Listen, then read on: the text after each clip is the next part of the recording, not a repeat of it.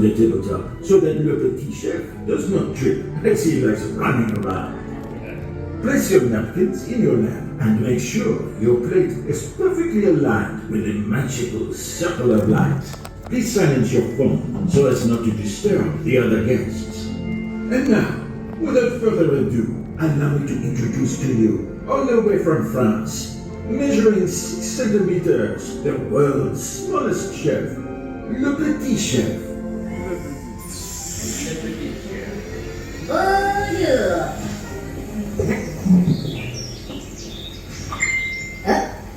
Mon Dieu, there's always one bad apple who still hasn't figured out how to silence their phone. Encore une fois. Oh, oops, c'est moi. What are you looking at? It's not my fault that I'm so popular. Oh, mon Dieu, another one of these haters commenting on my Instagram. Look at this little man with his squeaky voice, thinking he's so cool just because he stirs in a cooking pot. First of all, it is very difficult to stir in a pot if you're only 6 centimeters tall. And secondly, I'm not just a little man. I'm a chef, and being a great chef is so much more than stirring in a cooking pot. To tell you, I understand where all these jealous comments come from. Chefs nowadays, they get so much attention with all these cooking shows on television. Some of them, they start to think they are the most important person in the world. Actually, maybe they are right. Because if you think about it, food is the most important thing in the world. Food is what makes the world go round. If you look at, for example, something simple as salt. Did you know that in the past, salt used to attract invaders and even cause wars? So, if people go to war over salt, imagine what they would do in a world without chefs. Oh, let's see. Oh, luckily, not all people are complete fishermen. It says, how can I become such a master chef like yourself? Flattering. Honestly, I get this question like a million times. To put this to bed once and for all, let me give you 5 tips on how to become a great chef. Even if you don't know how to cook an egg, by the end of this dinner, probably you will still not be able to cook an egg. What do you expect? I'm not a miracle worker. But I'm sure if you pay attention, you'll learn a thing or two. Or, at least, you'll be able to make an interesting picture for your Instagram. Hashtag most amazing dinner of my life. Hashtag Petit chef so cute. Okay, without further ado, pay close attention. Leçon numéro 1. 3 words. History of food. In order to become a master chef, you have to study the traditions and understand where food comes from. Let's take something simple and common as the tomato. Tomatoes don't come from Italy. No. The first tomatoes came from what today is known as Peru. From there, they eventually extended to Mexico, where they were cultivated by the Aztecs.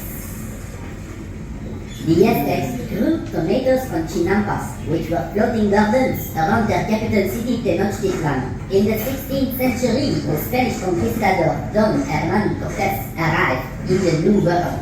The Aztec king had first believed Cortés was the returning Quetzalcoatl, the serpent. But Cortés was out of dodge and conquered and destroyed this beautiful Aztec city.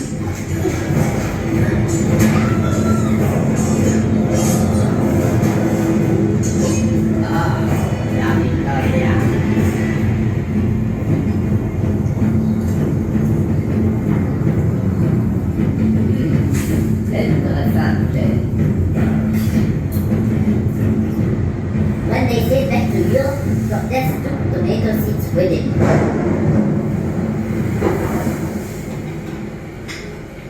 There, the tomato was introduced to the European aristocracy. But they got sick from eating tomatoes and even dropped dead. So, they started calling it the poison apple. It's like the fairy tale from Snow White, right? Turns out it was because the rich were eating of silvery pewter plates, and the tomatoes, which are high in acidity, dissolved part of the lead from the plates, and so when they ate tomatoes, they got lead poisoning. Finally, in the 19th century, an Italian chef created a pizza to celebrate the visit of Queen Margherita to Naples. He made a pizza with 3 ingredients that represented the colors of the new Italian flag. Red, the tomato sauce. White, the mozzarella cheese. And green, the basic topping. And so the pizza margherita was born, which was so successful that the tomato became a popular ingredient in many different dishes. So please enjoy this ingredient which made such beautiful travels over different continents.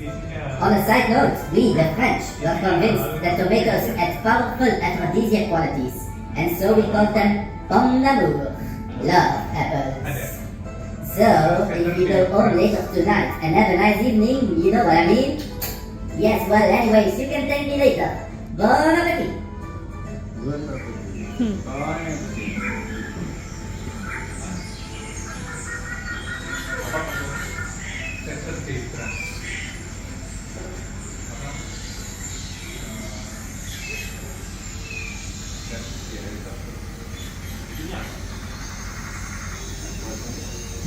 Apa sih tadi di Hyatt?